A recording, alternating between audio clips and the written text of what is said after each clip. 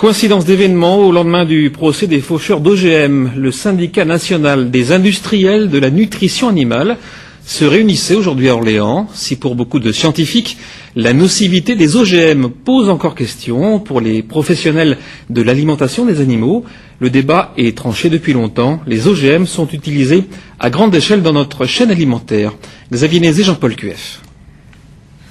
Pour les industriels de l'alimentation animale, le débat autour des OGM est dépassé. La grande majorité des animaux que nous consommons couramment en mangent déjà tous les jours depuis longtemps.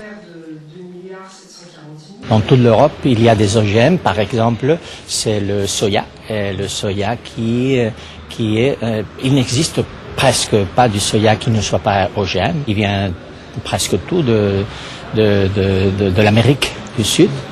Et alors, toute l'Europe utilise le même soya.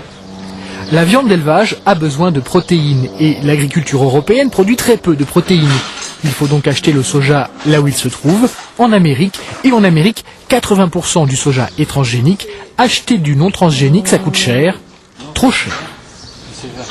Il existe un différentiel de prix entre le soja standard et le soja non OGM, et il est à craindre que, compte tenu de l'extension des cultures de soja OGM dans le monde, le différentiel entre le prix du soja standard et le prix du soja non OGM ne se creuse. Aujourd'hui, les OGM se développent de façon importante dans le monde.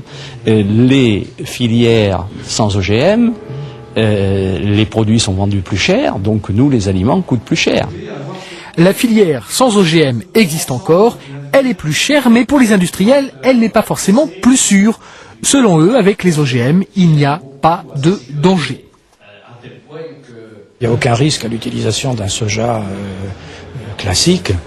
S'il y avait des risques depuis le temps que nous utilisons du soja, qui par définition est essentiellement OGM aujourd'hui, ça se saurait.